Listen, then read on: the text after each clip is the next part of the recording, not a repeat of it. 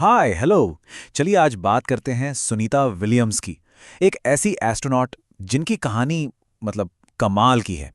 एक ऐसी कहानी जिसमें उन्होंने सिर्फ आसमान नहीं छुआ बल्कि एक बहुत ही बड़ी चुनौती का सामना भी किया। तो चलिए कहानी की शुरुआत ना एकदम बीच से करते हैं।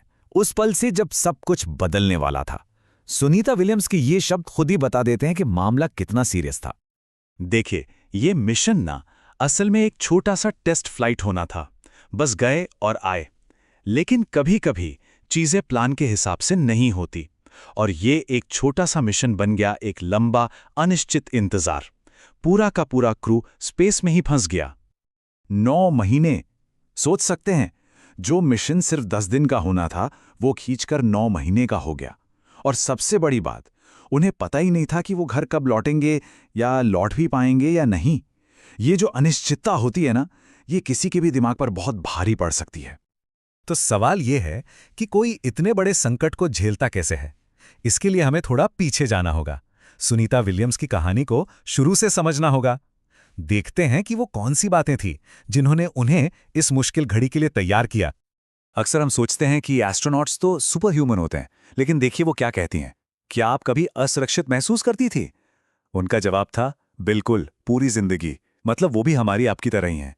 उनमें भी सेल्फ डाउट होता है और शायद यही बात उन्हें और ज्यादा रिलेटेबल बनाती है। और हाँ, एस्ट्रोनॉट बनना कोई बच्चों का खेल तो है नहीं। इसकी ट्रेनिंग जबरदस्त होती है।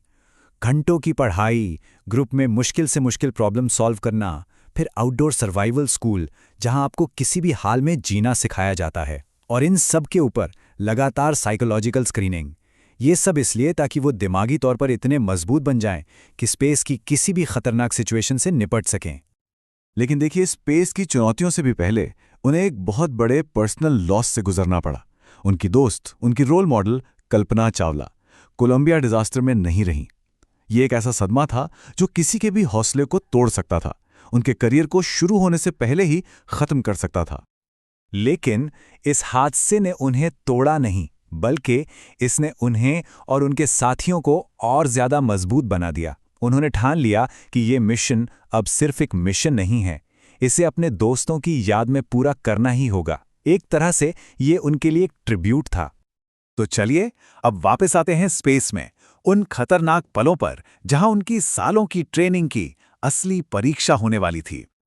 और फिर अचानक एक के बाद एक अलार्म बजने लगते हैं। स्क्रीन पर वार्निंग्स फ्लैश हो रही हैं। पता चलता है कि स्पेसक्राफ्ट के 5 थ्रस्टर्स एक एक करके फेल हो रहे हैं। अब ये एक बहुत बहुत बड़ी प्रॉब्लम थी, मतलब जानलेवा। ऐसे पलों में ही ट्रेनिंग काम आती है। उन्होंने एक खास दिमागी तकनीक का इस्तेमाल किया जिसे कहते हैं कंपार्टमेंटलाइजेशन। इसका सीधा सा मतलब है कि आप घबराने के बजाय एक समय में सिर्फ एक ही प्रॉब्लम पर फोकस करते हैं, बाकी सब कुछ दिमाग के दूसरे खाने में बंद कर देते हैं। तो उन्होंने यही किया। बाकी सारी चिंताओं को एक तरफ रखकर अपना पूरा ध्यान सिर्फ एक लक्ष्य पर लगाया, किसी भी हालत में स्पेस स्टेशन के साथ जुड़ना है। एक बहुत बड़ी डरावनी प्रॉब्लम को उन्होंने एक छोटे मैनेजेबल काम में बदल दिया। उन्हें लगा शायद सबसे बुरा वक्त टल गया, लेकिन मुसीबतें खत्म नहीं हुई थीं। तभी उनके स्पेसक्राफ्ट के ठीक नीचे एक सैटेलाइट में धमाका हो गया और उससे निकला मलबा एक खतरनाक बादल की तरह स्पेस में फैल गया। उस रात जो हुआ वो रोंगटे खड़े कर देने वाला था। उन्हें आधी रात को जगाया गया। सबको पता था कि सिचुएशन कितनी खतरनाक है। उस पल उन्होंने बस एक दूसरे को गले लगाया और कहा, उम्मीद है हम धरती पर दोबारा मिलेंगे। सोचिए, उस डर और अनिश्चितता के बीच इंसानियत का वो एक पल।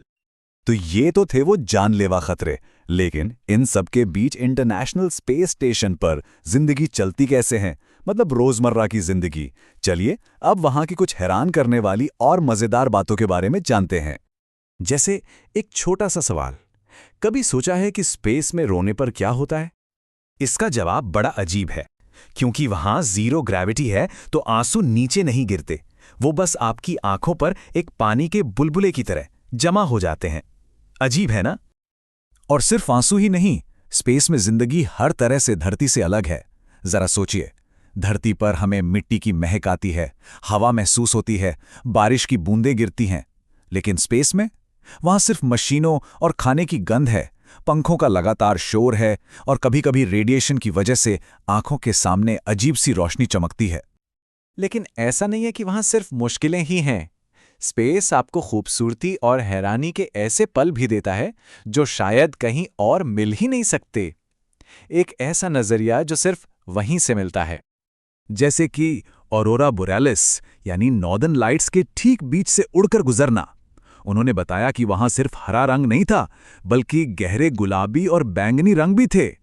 कल्पना कीजिए उस नज़ारे की, वो कितना कमाल का रहा होगा।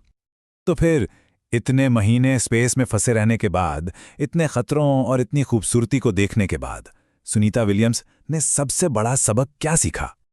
इतने खतरे, इतना अकेलापन, इस पूरे अनुभव की सबसे बड़ी सीख क्या थी? उनका जो जवाब था वो सच में दिल को छू जाता है। उन्होंने कहा, मेरा सबसे बड़ा सबक ये है कि लोग अच्छे होते हैं। एक इंसान के तौर पर हम एक दूसरे की परवाह करते हैं और ऐसा लगता है कि धरती पर हम ये बात कहीं भूल जाते हैं। उन्होंने ये सच्चाई अंतरिक्ष से बिल्कुल साफ साफ देखी। और ये बात हमें एक बहुत ज़रूरी सवाल पर लाके खड़ा कर देती है। क्या अपनी इंसानियत को याद रखने के लिए हमें सच में इस धरती को छोड़कर ऊपर जाना पड़ेगा?